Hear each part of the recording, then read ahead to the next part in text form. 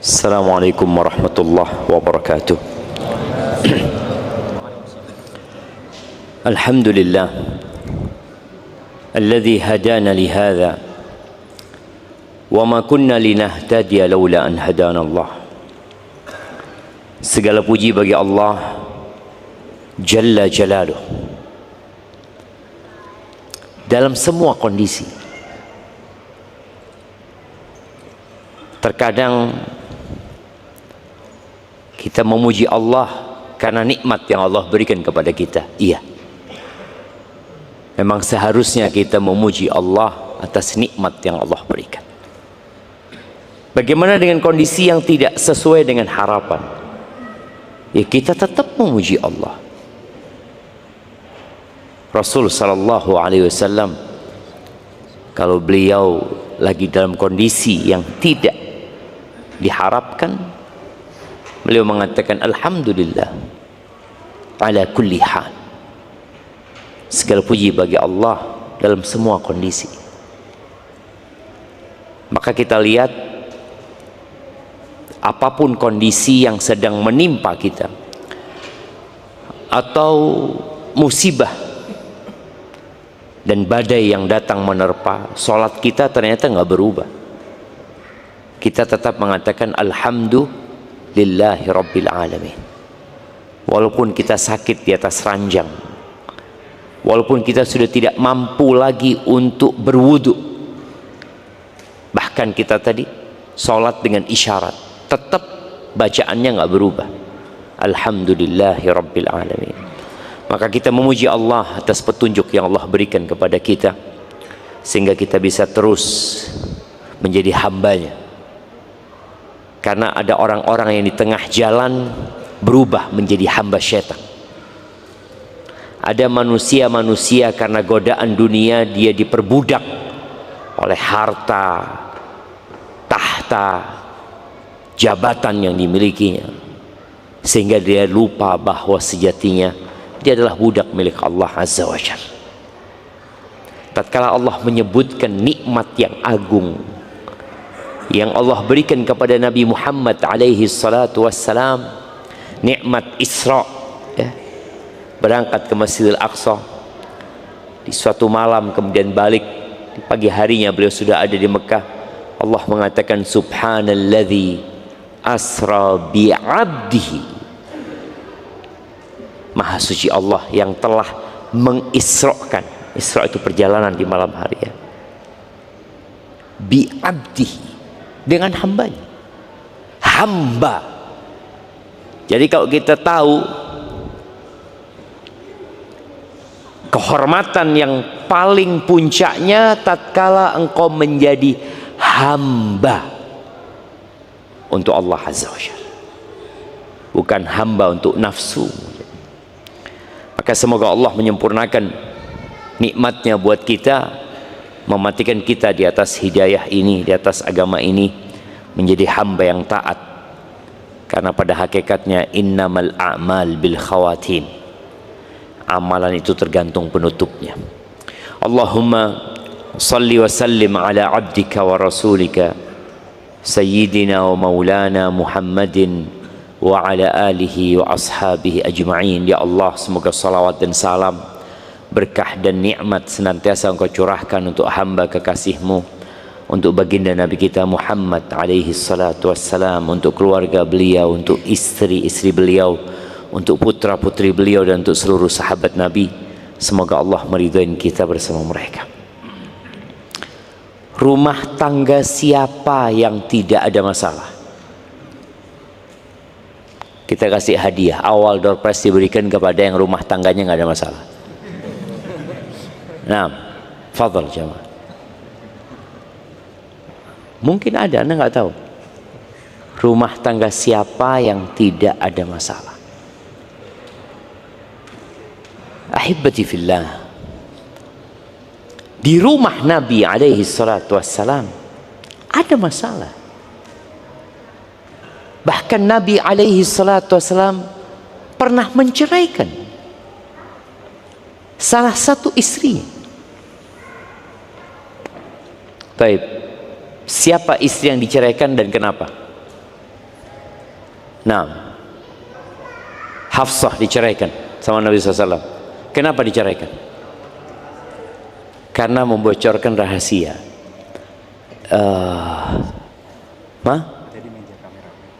Oh, meja hadiahnya di meja kameramen katanya. Gimana jemaah? Ya nanti ya. Ya, kalau karena membocorkan rahasia, seharusnya Aisyah diceraikan juga. Bukan. Enggak ada yang tahu cerita itu. Itulah pentingnya rumah namanya. Rumah itu ada temboknya. Rumah itu ada pintunya. Nggak perlu rahasia di rumah keluar. Makanya para ulama menyebutkan sampai hari ini masih terjadi silang pendapat. Kenapa Hafsah diceraikan?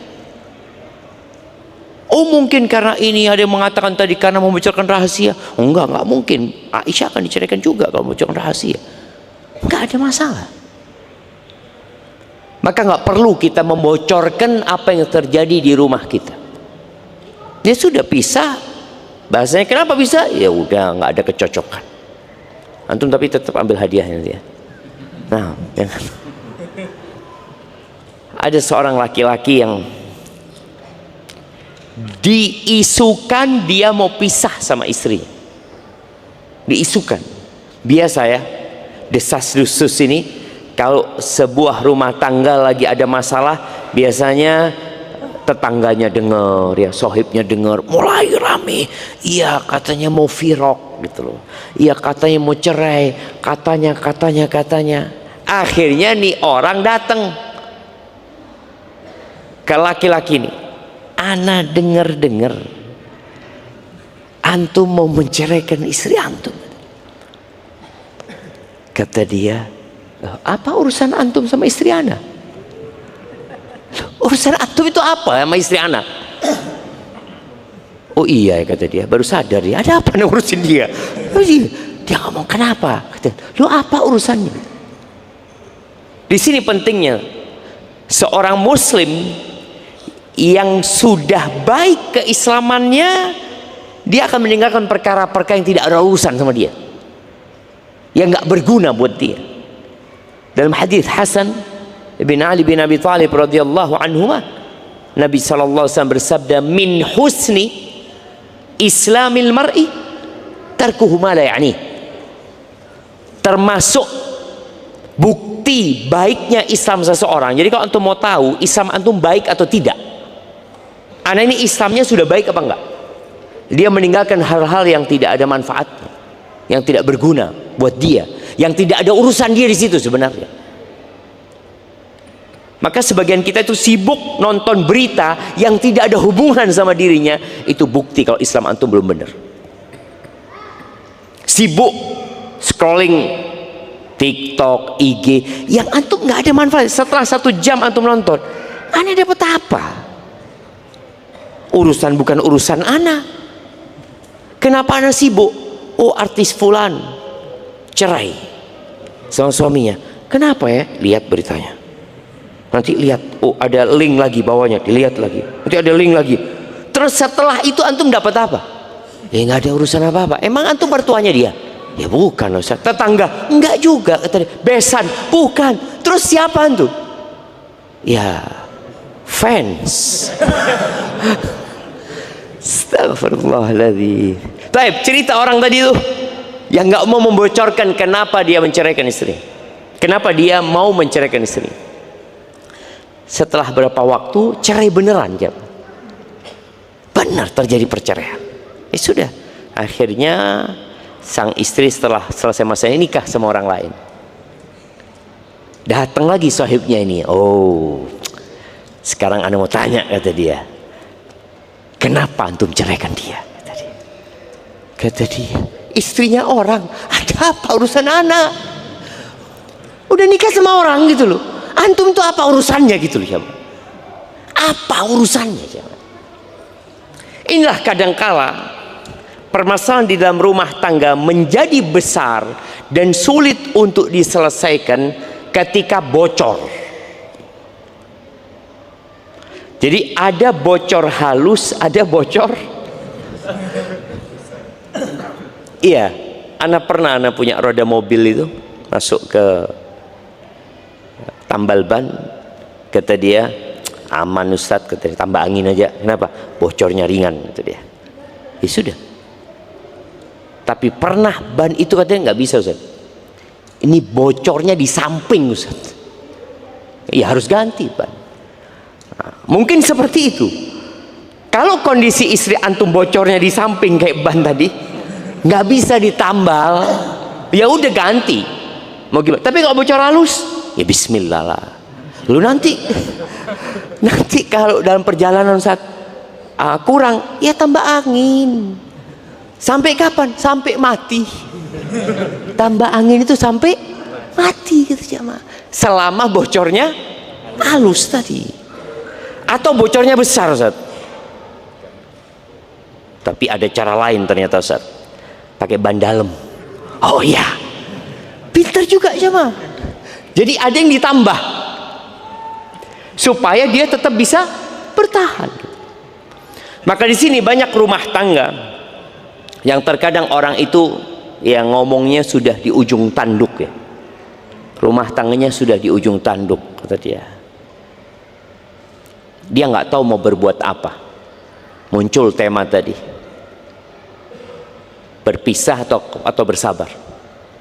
Kalau suami mau berpisah ya mudah buat dia. Dia tinggal ngomong sama istrinya, aku ceraikan kamu. Atau dia ngomong, udah engkau bawa baju-bajumu, engkau pulang ke rumah orang tuamu. Tapi apakah ucapan itu tepat atau tidak? Boleh jadi setelah dia keluar dari rumah ke tempat orang tuanya, padahal antum masih ingin balik sama dia sebenarnya. Antum melakukan itu hanya shock terapi sama dia, akhirnya nggak bisa balik karena mertua nggak terima. Maka dalam agama kita, kalau engkau mau menceraikan, jangan diusir, tetap di rumah. La tukhrijuhunna min buyutihinna. Ini adab dalam bercerai. Jangan kalian keluarkan mereka dari rumah-rumah mereka. Artinya, kalau engkau mau ceraikan dia, ceraikan di rumah. Aku ceraikan engkau. Tak usah keluar rumah. Illa ayyatina bifahishatin mubayyinah. Kecuali kalau istrinya melakukan perbuatan keji yang nyata, nggak mungkin serumah lagi udah. Atau mulutnya Ustadz, na'udzubillah. Nanti kalau dia tetap di rumah, anak-anak jadi korbannya nanti. Lebih baik dia keluar. Ada kondisi memang mulut istri mungkin yang nggak bisa dikontrol ya, yang na'udzubillah suka melaknat, mengutuk ya. Beda lagi ceritanya. Tapi tadi, kalau engkau mau ceraikan, ceraikan di rumah, sudah biarkan sudah. Dia tahu dia diceraikan. Dan kita udah bahas ya tentang hukum perceraian. Di masa iddah, istri yang diceraikan masih istri. Artinya istri nggak harus pakai jilbab di depan suaminya. Ya udah, dia buka, dia pakai make up ya, dia bersolek, dia pakai baju yang mini-mini di depan suaminya untuk godain suami, boleh nggak? Udah diceraikan, boleh nggak? Boleh, ketika tolaknya tolak raj'i. Tolak pertama, tolak kedua itu boleh. Jadi istri bebas seperti istri. Kalau sudah keluar iddahnya udah selesai. Tapi ketika belum keluar masa iddahnya, dia masih istri. Ingat, tolaknya bukan tolak bain. Istilah tolak bain itu tolak yang nggak bisa rujuk. Tapi kalau tolaknya raj'i, ya silahkan. Maka dengan di rumah, istri tahu, aku ceraikan engkau. Jadi istri tahu, aku diceraikan. Iya, engkau sudah aku ceraikan. Mulai malam ini, engkau hitung masa iddahmu. Ya sudah. Suami pulang, boleh satu ranjang. Boleh. Istri punya hak sandang, pangan, papan, tetap nafkahnya dikasih. Selama istrinya tidak nusyuz, sudah dikasih nafkah semuanya. kemudian nanti harapannya ada rujuk ya, harapannya boleh jadi setelah 1 bulan, setelah 2 bulan dilihat istrinya kok Masya Allah ya, kalau kemarin masalahnya dia diceraikan gara-gara sholatnya telat-telat umpamanya, kemudian dia keluar rumah tanpa izin ini itu, dilihat istrinya sekarang Masya Allah lebih sering di rumah, lebih sering ngaji, boleh rujuk. Tapi kalau istri yang tidak suka sama suaminya, istri bisa khulu. Ingat ya, khulu ini bukan gugat cerai atau cerai gugat. Khulu ini cerai gugat plus mengembalikan sesuatu.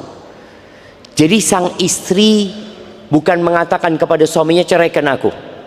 Kalau ceraikan aku diceraikan sama suaminya, cerai bukan khulu. Tapi kalau khulu itu dia menebus dirinya.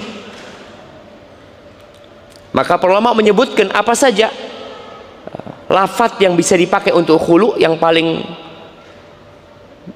familiar adalah khulu itu sendiri. Seorang suami mengatakan khala'tuki, kalau bahasa Arab ya, aku menghulukmu, berarti istri punya kewajiban yang mengembalikan mahar, karena suami tidak menceraikan. Atau sang suami ditawari sama istrinya, akhtali'u nafsi minka, aku menanggalkan dirimu, aku khulu diriku darimu, aku menanggalkan ya pernikahan ini, aku mau pisah sama engkau.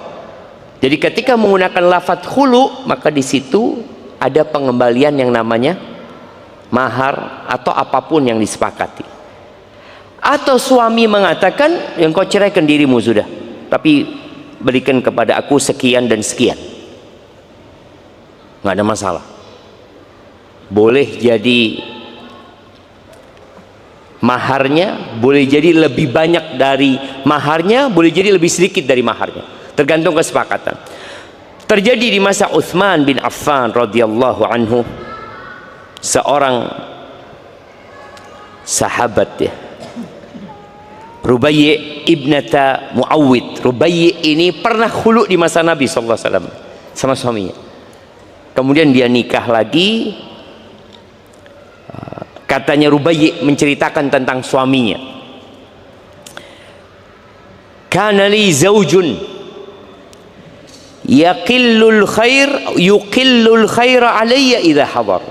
Aku tuh punya suami, kalau datang sedikit kebaikan yang dia berikan kepada aku, baik dari sisi materi, mungkin perhatian, karena ada suami-suami yang memang yang kurang perhatian ya, perhatian kurang, fulus mafi gitu kan. Jadi kalau antum fulus mafi atau mafi fulus, tolong perhatiannya ditambah, karena bagaimanapun istri akan paham ya, gimana suami anak udah berusaha kerja tapi memang kondisi ekonominya seperti itu, tapi perhatiannya ya Masya Allah, pulang dari masjid atau dari mana dia petikin bunga, walaupun bunga di pinggir jalan atau apa, nggak harus, betul, ini sebagai bentuk perhatian dia berikan kepada istrinya. Kemudian mungkin ketika dia habis makan, mungkin makanannya cuma tempe sama sambal, dia katakan jazakillah khair sayangnya, makasih banyak ya. Jadi ini yang akan menjadi perekat rumah tangga. Jadi istri tahu memang dia miskin rumah tangganya, suaminya miskin, tapi sang suami memberikan perhatian lebih. Ada yang sudah miskin, mafi fulus, mafi perhatian, judol, tambah sudah mafi fulus, judol lagi, pinjol, tambah ruwet cuma, pulang malam telat, pulang malam bawa fulus nggak apa-apa gitu kan. 2M, Masya Allah, ngerampok di mana bang? 2M ini malam-malam gitu kan. Jadi tadi perlu perhatian nih. Rubayyi mengatakan, suamiku tadi kalau ada di rumah, waduh, sedikit kebaikan dia.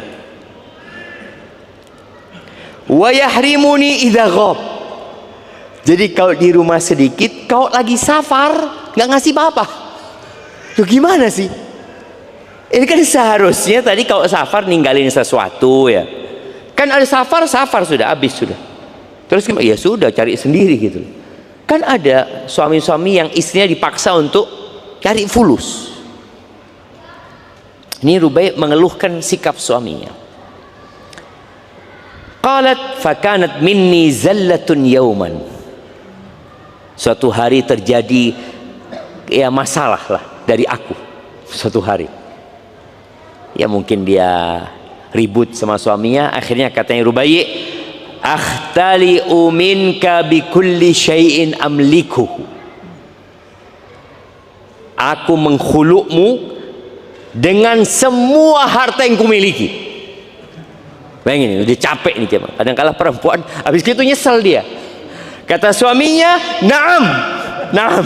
Dia fulus ini gitu cuma. Bisa nikah lagi dia ruwet sama ini kata dia, sudahlah. Na'am sama.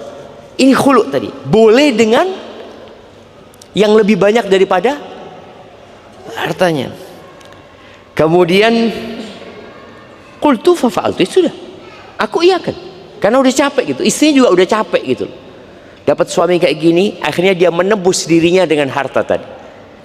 Oleh karena itu, pekan lalu disampaikan bahwasanya jangan salah memilih pasangan. Apalagi istri. Kalau engkau salah, sulit lepasnya gitu loh.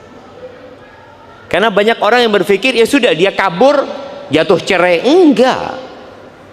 Suaminya nggak pulang-pulang jatuh cerai, tidak.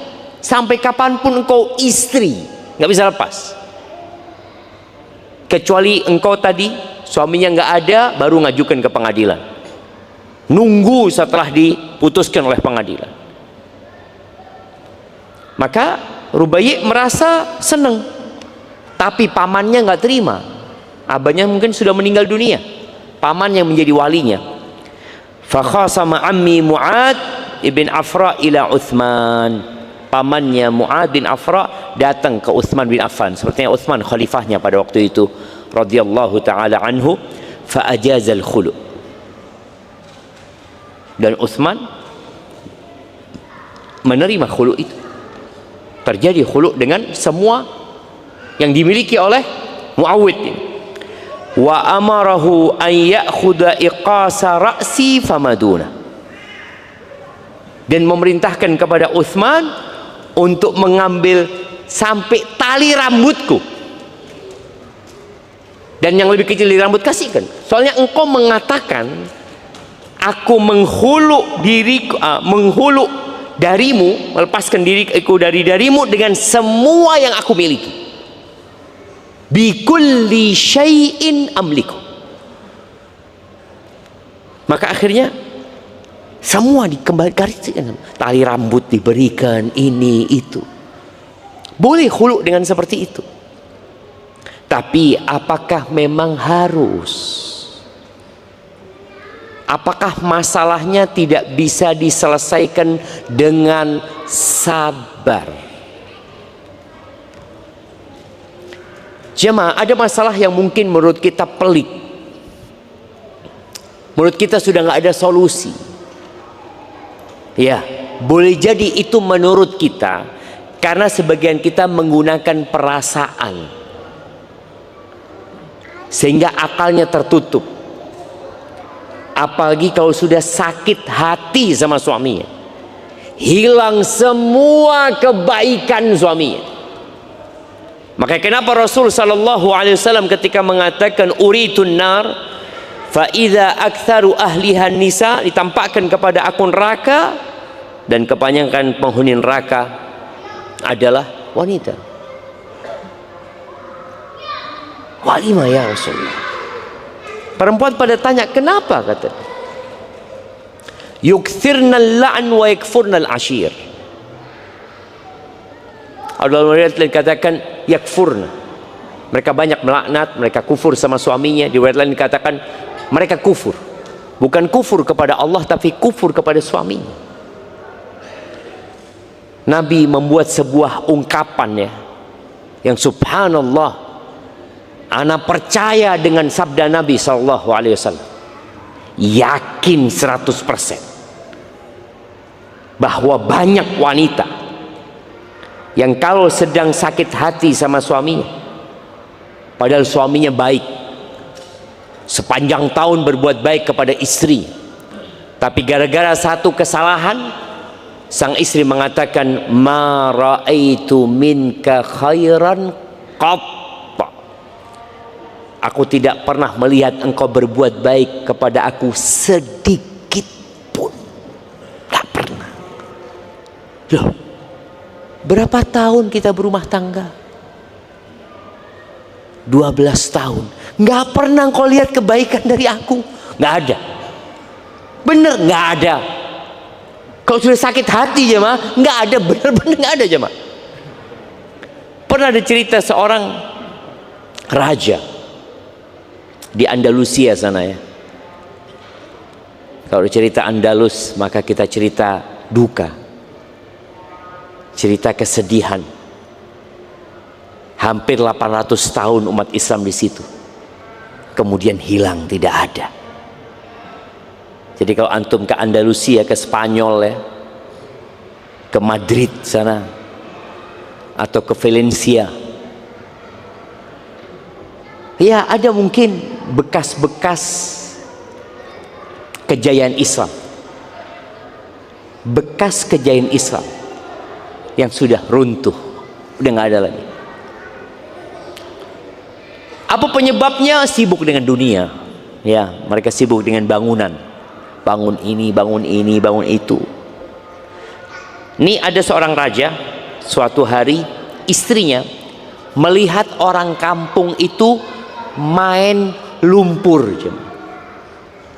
Antum tahu kalau lagi ada sawah ya, lagi nanam padi, sebelum nanam padi itu kan dibajak ya, ngelihat gadis-gadis kecil itu pada main lumpur jemaah, lempar-lempar, senang mereka. Istrinya ingin jemaah, bang, aku kepingin bang, kata dia. Waduh, gimana ya, istrinya kepingin. Akhirnya dibuatkan lumpur jemaah, dari coklat. Bayangin ya, kalau di Indonesia itu ada rumah coklat, ada istana coklat, ada apa, ini lumpur coklat. Mandi istrinya di sana jamaah ya, bersama dayang-dayangnya ini tuh, wah bahagia sekali. Hari berputar, roda kehidupan berputar, kerajaan ini runtuh. Dan akhirnya sang raja dengan permaisurinya hidup gelandangan. Ya sudah, hidup di tempat pengungsian ya. Suatu hari terjadi kesalahan lah. Suami mungkin sama istrinya ngomong mungkin tidak enak, marah istri, mengatakan seperti yang disabdakan Rasul SAW, ma ra'aitu minka khairan qat. Qat itu sama sekali jemaah, nggak pernah aku melihat kebaikan di dirimu, sama sekali nggak ada.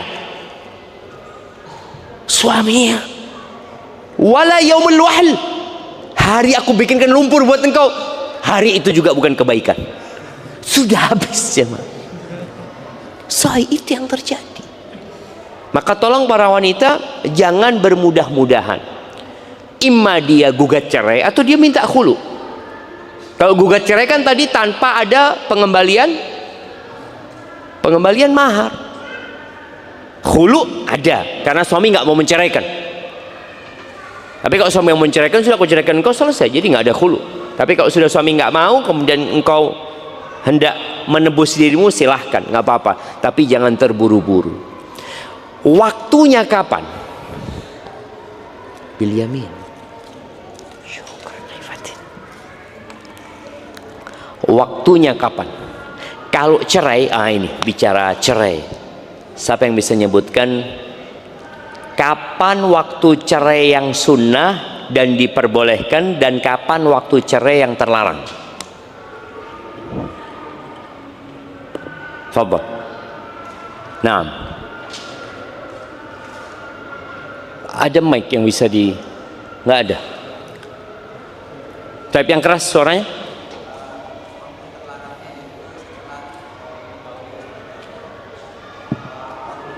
Waktu terlarang itu dalam kondisi suci yang sudah digauli. Siap.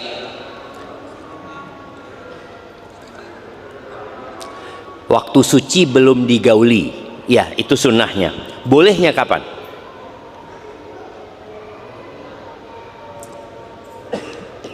Yang larang itu kan tadi satu. Terus waktu yang lainnya yang terlarang kapan? Waktu haid yang terlarang, waktu hamil yang diperbolehkan. Nah, sahih apa enggak? Iya, kasihkan aja, nggak apa-apa cuma. Iya, jadi sunnahnya itu kalau mau menceraikan istri, mikir suami, pakai akalnya. Kalau engkau menceraikan istrimu, tadi malam baru aku gauli dia, nggak jadi, jangan. Istriku masih haid, nggak boleh, haram hukum, dosa. Walaupun cerainya jatuh tapi dosa. Terus kapan? Nunggu dia suci. Jadi suami benar-benar nunggu. Istrinya sedang haid ya, kayaknya rumah tangga kita sudah nggak bisa dipertahankan, ngomong gitu. Terus sang istri ngomong, ya terserah, ya udah, nunggu. Istrinya kan masih haid. Ketika suci biasanya suami ini nunggu istrinya suci memang. Ketika suci nggak kuat sang suami, digaulin istrinya. Terus bang, kayaknya nggak bisa sekarang pisahnya. Iya kayaknya, kita lihat nanti. Nah jemaah, jadi memang seperti itu syariat ini. Jadi larangan itu jangan dilanggar, mesti ada hikmahnya di situ. Kenapa kok dilarang gitu loh? Terus kalau memang menceraikan tadi, kondisi yang sunnah itu dalam kondisi suci yang belum digauli, yang boleh dalam kondisi hamil. Masyarakat banyak menyalahkan, enggak, itu boleh. Kalau hulu kapan saja, kalau hulu kapan saja. Kenapa? Karena ada perbedaan dengan tolak. Kalau tolak itu kan suami yang melakukan, kalau hulu istri yang meminta. Jadi biasanya karena sesuatu yang membahayakan dia, ya sudah, karena dia memang minta pisah, ya udah, kembalikan maharnya udah kapan saja. Mau datang dalam kondisi haid, dalam kondisi suci habis digauli, boleh jadi dia ada KDRT dari suami dalam kondisi dia digauli, kemudian dia mau melepas dirinya, silahkan. Itu kalau memang pilihannya seperti itu. Jamaah rahimakumullah, sempat disinggung bahwasanya perpisahan dengan khulu ini masuk tolak atau fasakh. Jadi kalau tolak berarti terhitung dari 3 tolak yang dimiliki suami. Jadi kalau khulu ini masuk tolak, ketika sang suami menghulu istrinya atau istri meminta khulu kepada suaminya, berarti terhitung tolak 1.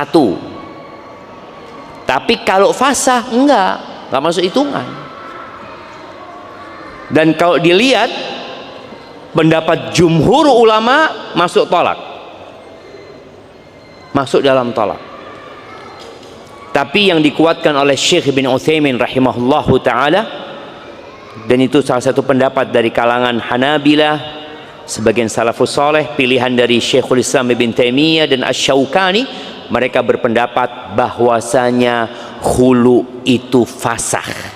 Fasakh itu artinya nikahnya dibatalkan, dipisahkan, jadi bukan tolak. Sehingga nanti ini akan berdampak kepada iddahnya. Jadi iddahnya khulu itu ada 2 pendapat ulama. Jumhur mengatakan iddahnya seperti tolak, tapi pendapat yang mengatakan itu fasah enggak, ditunggu sampai suci dia selesai. Barakallah. Jadi namanya istibra, memastikan bahwasanya dia enggak mengandung, dia enggak hamil. Itu aja. Setelah itu sudah selesai, dia boleh nikah. Maka jamaah, buat yang berpikir untuk berpisah, maka tolong bermusyawarah. Kalau dia nggak mau bermusyawarah sama orang, karena ada orang yang tertutup ya, maka saran ana, tulislah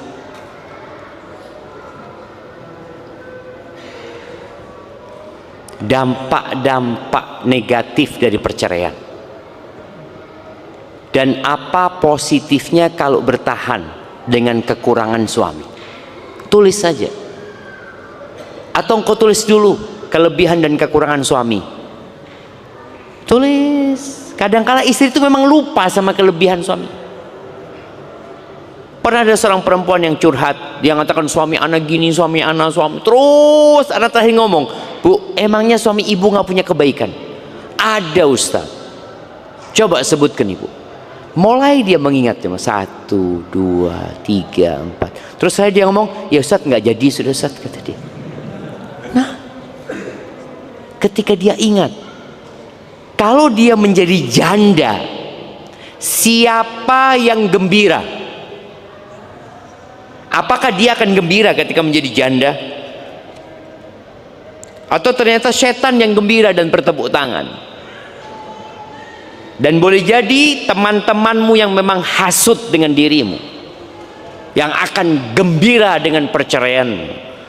Boleh jadi kerabat-kerabat yang selama ini memang iri dan dengki terhadap rumah tanggamu, maka tatkala engkau berpisah, mereka akan berpesta pora. Boleh jadi seperti itu. Maka engkau pertimbangkan, sopo sing seneng li aku pegatan? Siapa? Engkau akan bahagia? Enggak. Kecuali tadi suaminya dolim, KDRT macam-macam, mungkin engkau akan merasa terlepas. Tapi tolong pertimbangkan itu.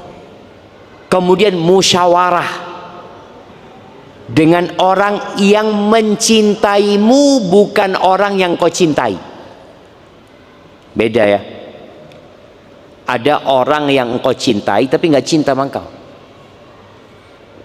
Jadi kalau musyawarah dalam kondisi seperti ini, musyawarah dengan orang yang dia cinta sama engkau, dia ingin kebaikan buat dirimu. Tapi kalau aku cinta sama bibiku, sama kakakku, belum tentu kakakmu cinta sama engkau. Belum tentu. Maka kalau mau musyawarah tadi dengan kerabat, dengan orang yang dia cinta, yang dia ingin kebaikan buat dirimu. Kalau nggak ada, ya cari orang yang netral, yang dia kalau ngasih masukan sesuai dengan syariat. Dan orang ini orang yang bijak. Setelah itu baru putuskan. Dan juga bagi suami, kalau tadi engkau punya masalah dan engkau nggak kuat ya dengan sikap istrimu sehingga engkau ingin mengucapkan cerai, sebelum ucapan cerai itu keluar, engkau yang keluar dari rumah. Engkau yang keluar dari rumah. Karena boleh jadi engkau mengucapkan cerai itu tidak sesuai dengan akal sehatmu sebenarnya. Jadi kalau akalnya datang, enggak, seharusnya enggak pegatan. Tapi udah engkau ucapkan gitu loh. Maka sebelum engkau mengucapkan cerai, sebelum keluar tuh kata-kata cerai, maka engkau keluar dulu dari rumah. Berangkatlah ke masjid, berangkat kemana. Setelah itu udah dingin, engkau pulang. Kayaknya memang aku harus ceraikan dia. Oh, fadhal. Setelah melakukan proses ya, seperti yang tadi disebutkan kapan menceraikan. Tapi jamaah, terakhir ya, ada perbedaan antara tolak dengan fasakh ini supaya kita faham kenapa Syekh Ibn Utsaimin lebih menguatkan pendapat bahwa khulu itu fasakh dan bukan tolak. Apa perbedaannya tolak sama fasakh? Tolak itu di tangan suami dan karena keinginan suami, dan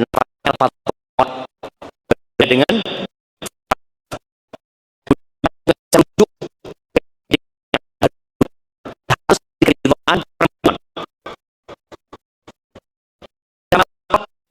kalau tolaknya nggak tolak bain, nggak ada masalah rujuk tanpa keridhaan perempuan.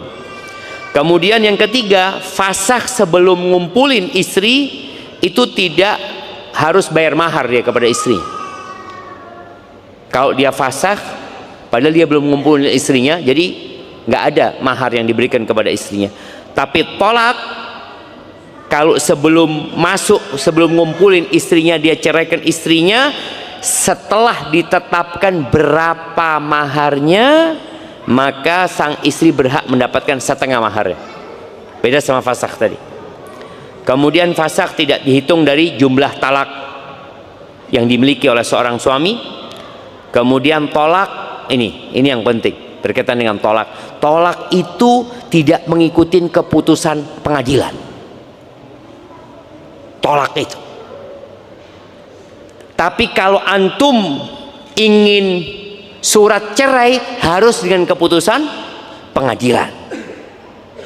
Tapi kalau hukum agama, tolak itu tidak ada urusannya sama hakim. Karena kalau kita ke pengadilan, antum sudah menceraikan istri antum 3, berangkat ke pengadilan, pengadilan mengatakan apa? Belum, antum belum menceraikan istri antum. Betul, secara hukum negara belum. Mana buktinya? Bahkan seorang yang mau menceraikan istrinya itu harus ada izin dari pengadilan. Dia dikasih, ya kalau memang udah nggak bisa dilanjutkan, oke, engkau silahkan ucapkan cerai kepada istri. Itu kalau urusannya sama buku cerai, apa? Surat cerai, surat apa? Akta cerai itu seperti itu. Tapi dalam hukum agama, tolak itu nggak ada urusannya sama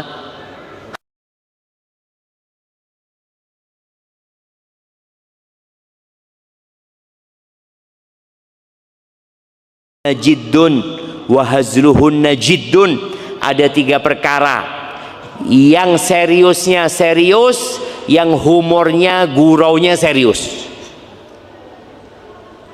Sebutkan 3. Nah, ada hadiahnya. Mana yang mau jawab? Sebelah kanan belum ada yang jawab dari tadi. 3 perkara. Yang seriusnya serius, guraunya serius. Nah, fadhal.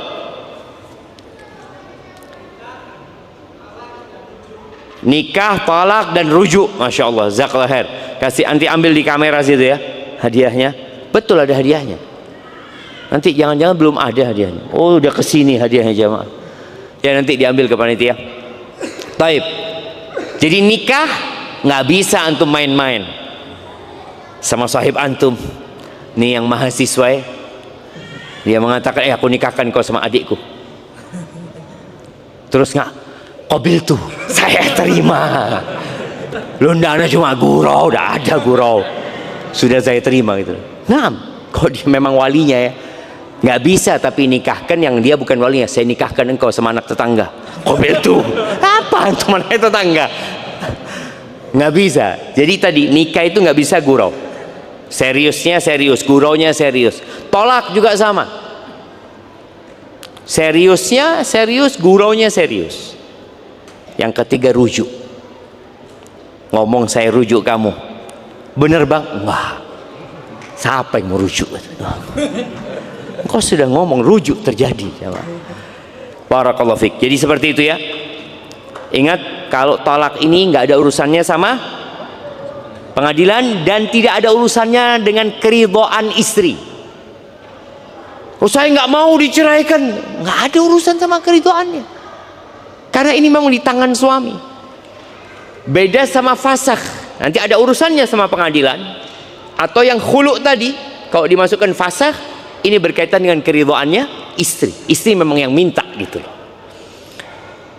Kemudian fasakh itu tidak terjadi kecuali dengan sebab. Salah satu sebabnya adalah aib umpamanya.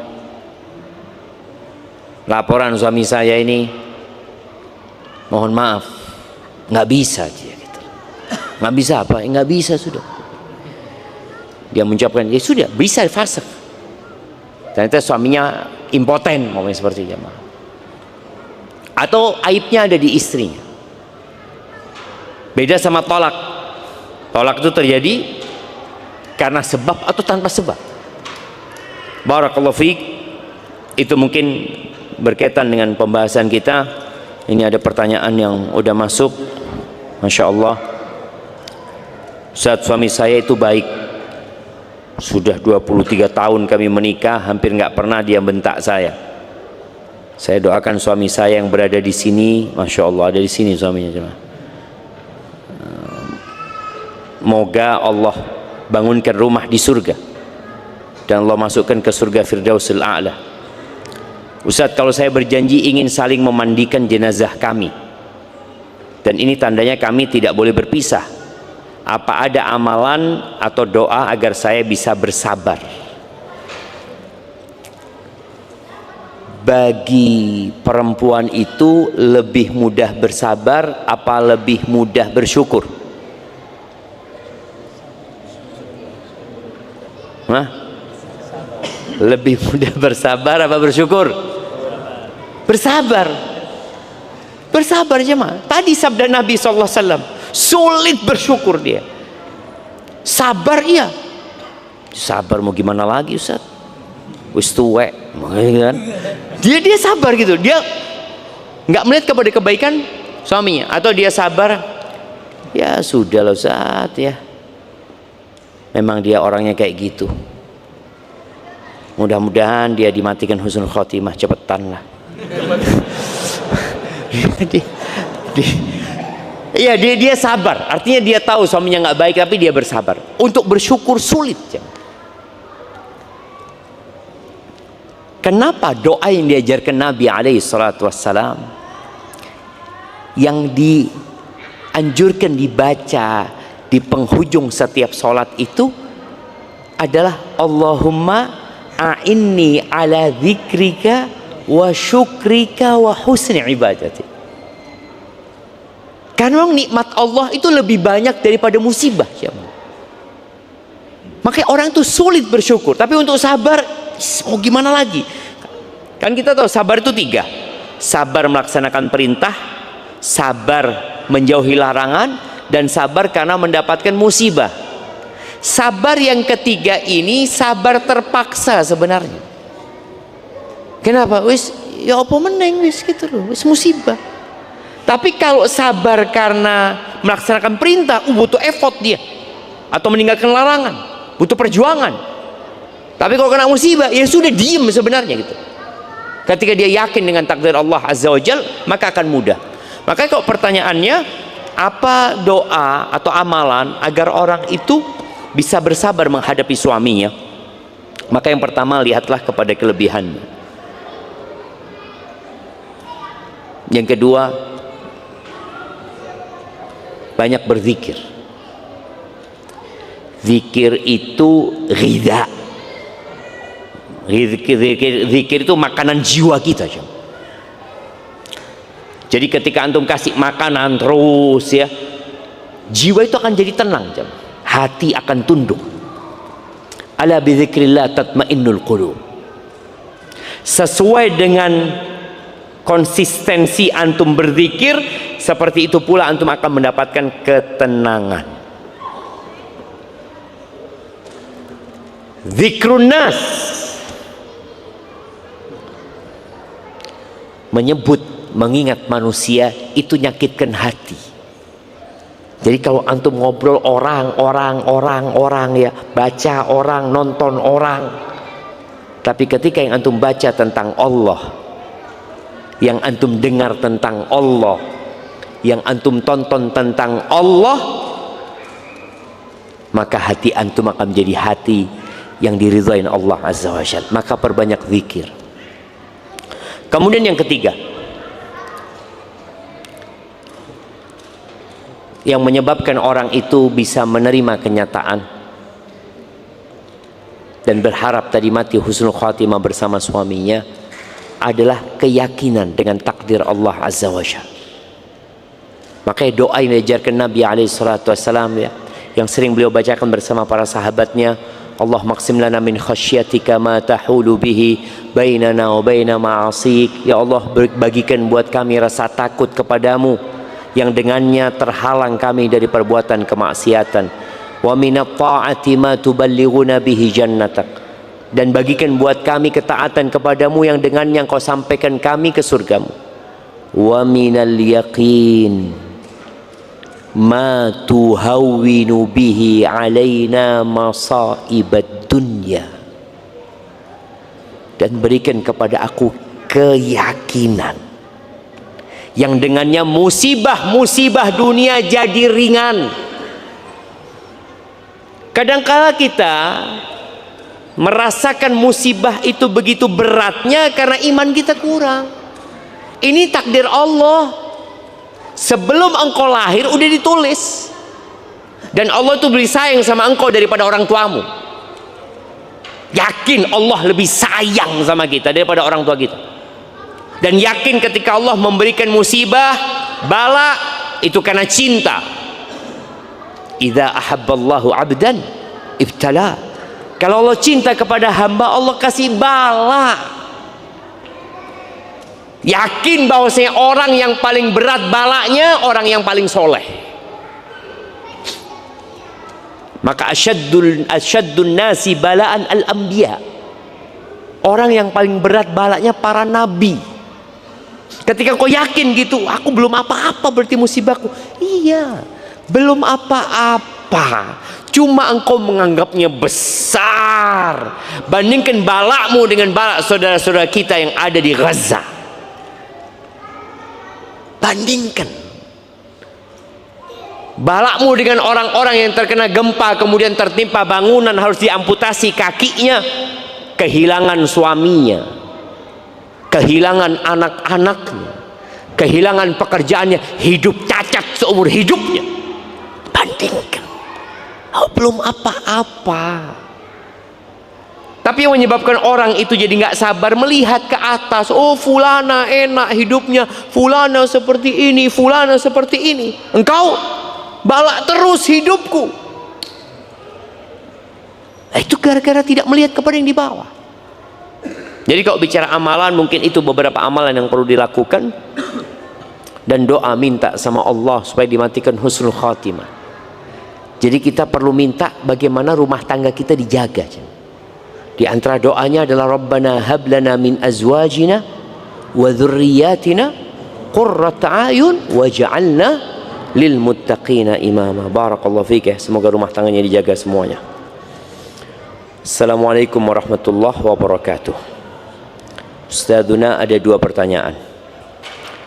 Jika bersabar dan bertahan dalam pernikahan namun terzalimi karena istri tidak melayani lahir batin, apakah saya berdosa atau berpahala? Berat ini jemaah. Istri tidak melayani lahir batin,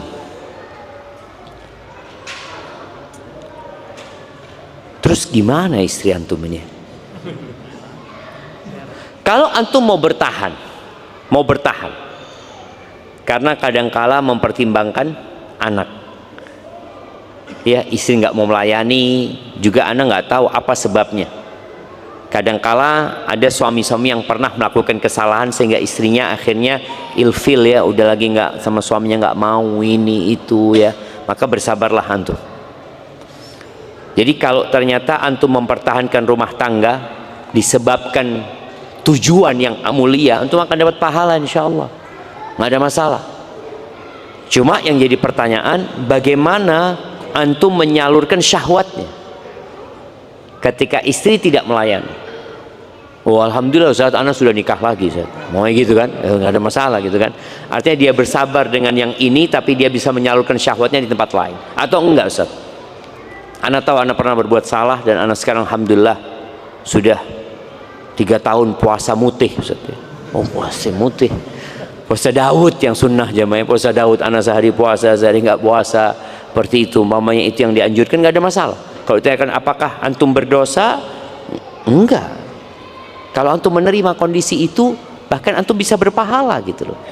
Tapi tinggal dilihat kenapa antum mempertahankan, apa niatnya antum sebenarnya jamaah. Karena ada orang yang niatnya duniawi. Apa niat duniawi? Ya kalau anak cerai Ustaz, repot karena anak pegawai negeri, urusannya ini itu, urusannya dunia. Maka tolong niatkan untuk akhirat antum tadi, bersabar sebagai penghapus dosa dan pengangkat derajat antum insyaallah.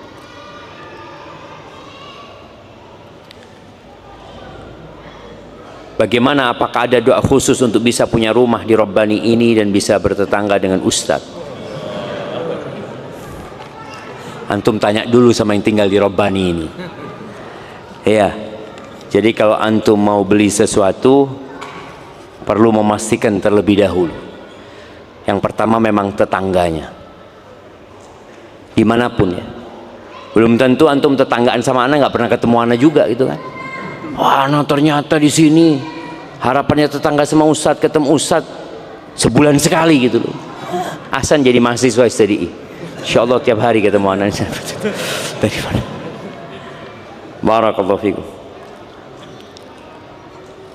Jika setelah talak 1 dan 2 lalu suami ingin rujuk, apakah harus ijab qabul kembali antara suami dan wali dari istri?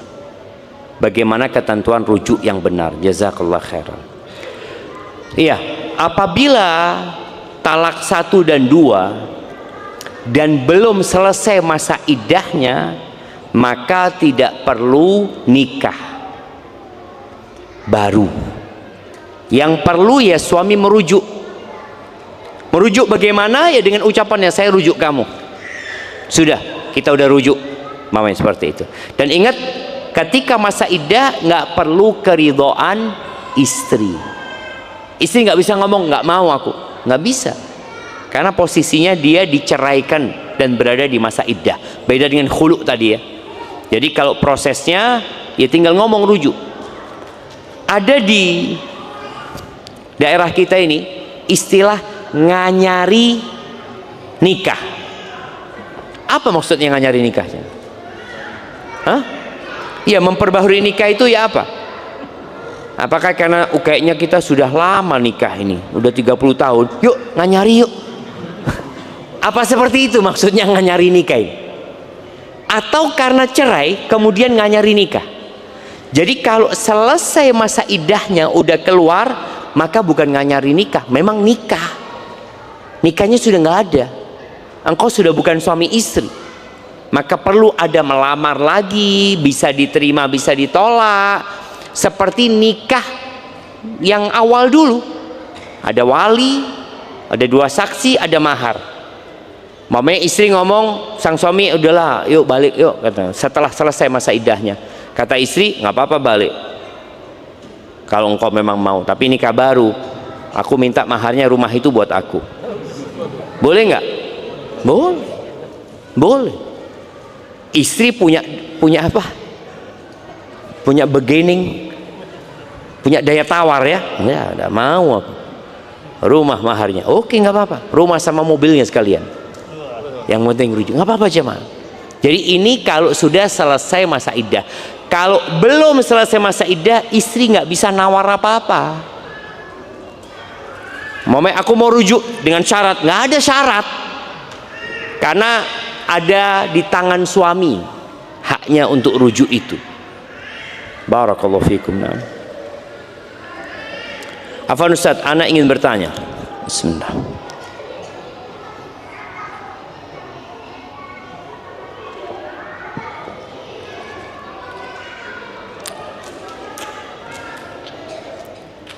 Seorang suami, seorang suami dia tidak menafkahi istrinya selama 3 bulan dan bahkan lebih, Ustaz.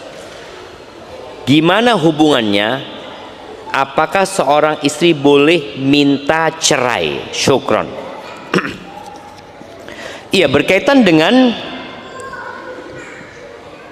istri yang suaminya tidak memberikan nafkah. Ada pilihan buat istri. Yang pertama, istri tetap melayani suami dan semua kebutuhan untuk hidupnya itu dihitung utangnya suami. Mamanya 1 bulan butuh biaya hidup 3 juta, 3 bulan nggak ngasih nafkah, berarti suami punya utang berapa? 9 juta. Istri tetap melayani suami. Itu pilihan pertama.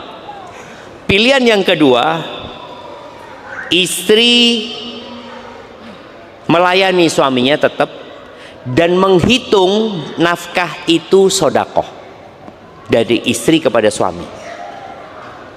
Jadi nggak dihitung utang, hitung sodakoh. Yang ketiga, istri boleh tidak melayani suami. Nih para suami,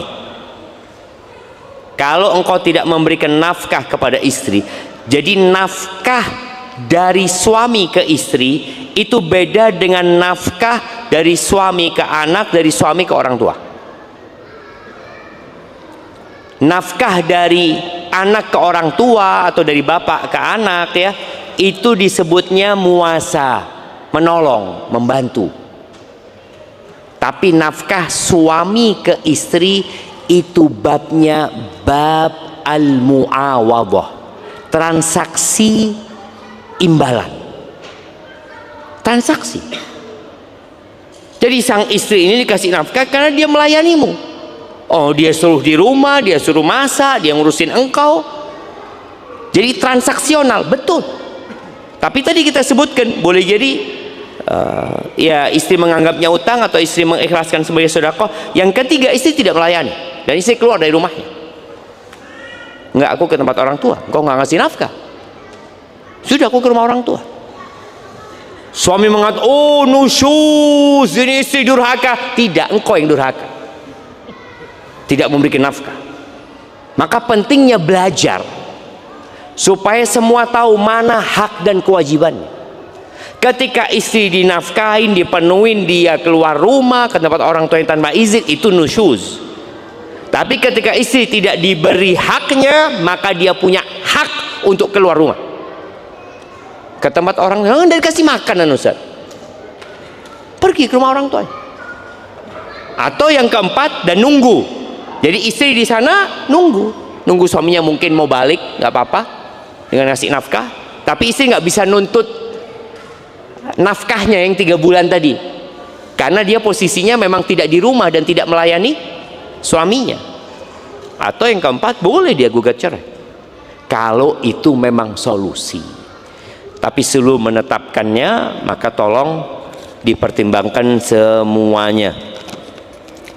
Barakallahu fikum. Bagaimana hukumnya jika pria menikah menggunakan nama palsu saat ijab qabul? Apa sah? Sah. Yang penting orangnya itu gitu. Karena nikah kan fulan gitu kan, saya yang nikah. Walaupun mungkin namanya tidak sesuai, tapi orang taunya itu fulan gitu ya, muayyan gitu. Jadi orang yang memang ya ini anak yang nikah. Namanya, saya ngakunya namanya Muhammad, oke, saya nikahkan Muhammad, kamu kan orangnya dinikahkan sama ini, insya Allah nggak ada masalah ya. Tapi kenapa harus nipu? Jangan. Antum kalau sudah dapat suami dari awal menggunakan nama palsu, boleh jadi ini memang pemain. Harus hati-hati. Hadza wallahu alam ya. Saya berencana untuk menikah pada umur 22 tahun. Dan bagaimana pendapat dan saran terbaik dari antum untuk niat anak ini? Kenapa 22 tahun? 20 aja, bismillah. Jadi nikah itu kata Nabi SAW nggak ada kaitannya sama umur, yang ada kemampuan. Maka Nabi SAW mengatakan, ya ma'syaros syabab, kaulah muda. Ya masuk 22 ini masuk gitu. Pokoknya yang muda-muda, man istata'a minkumul ba'a falyatazawwaj. Barang siapa di antara kalian memiliki kemampuan, kemampuan secara semuanya ya, secara finansial dia mampu, secara fisik dia mampu, secara ilmu juga mampu, dia punya kemampuan lah. Tapi intinya kemampuan yang paling ditekankan adalah kemampuan berkaitan dengan finansial, karena dia harus bayar mahar, dia harus memberikan nafkah kepada istrinya ini. Falyatazawwaj, maka hendaklah dia menikah. Mau dia mahasiswa, tafadhol, dia belum bekerja, saya belum bekerja Ustaz, boleh saya nikah? Nggak apa-apa, yang penting antum punya fulus, ya anak punya warisan Ustaz. Alhamdulillah, anak jadi ingat teman di Surabaya apa Sidoarjo, ini anak SMA jamaah dapat warisan 430-an miliar jamaah. Warisan itu kalau bapaknya mati kan langsung turun ke anaknya kan jamaah. Bapak mati langsung di rekeningnya langsung masuk uang segitu, langsung diblokir sama bank. Loh itu memang haknya dia gitu loh, warisan jemaah. Saya nggak kerja, saya masih mahasiswa, boleh, yang penting punya kemampuan tadi. Falyatazawwaj. Kenapa? Karena itu lebih membantu menundukkan pandangan ya, menyelamatkan kemaluannya, jadi jauh dari fitnah lah. Tapi tadi perlu dipertimbangkan bukan hanya kemampuan finansial, tapi kemampuan secara emosional ya, secara akal juga antum mampu, karena nikah ini ya kalau bahasanya bapak penghulu itu dia mengatakan ya senangnya 5%. Ada satu penghulu ngomong, Ustaz, nikah itu enaknya 5%, Ustaz. Sisanya enak sekali. Ya, tapi nggak kayak gitu ternyata jangan. Enggak. Itu omongan memotivasi supaya antum nikah, tapi ketika antum nikah ruwet ternyata. Iya, karena dunia ini semua kenikmatannya berbalut dengan keruwetan, semua kenikmatan. Antum makan enak, ruwet nanti cari toilet. Betul, masuk toilet kunci sudah selesai, airnya mati. Allahu Akbar. Hadi dunia jamaah. Makan enak, selesai berangkat kolesterol naik, asam urat, dunia. Artinya semua kenikmatan. Maka tadi antum kalau mau menikah umur 22 tahun, yang anda nggak tahu kenapa antum batasi umur 22 tahun. Fadhol, ketika antum sudah mapan, sudah punya kemampuan, ya silahkan antum nikah. Tapi jangan pilih istri, jangan salah pilih istri ya, atau jangan pilih istri yang kemudian antum hanya melihat kecantikannya, ketika antum sudah nikah ternyata akhlaknya buruk, sehingga harapan antum mendapatkan sakinah nggak dapat, apalagi mawaddah dan rohmahnya nanti ya akan hilang. Jamaah rasa itu yang bisa anda sampaikan, kurang lebihnya mohon maaf. Subhanakallahumma bihamdika asyhadu an la ilaha illa anta astaghfiruka wa atubu ilaik. Assalamualaikum warahmatullahi wabarakatuh.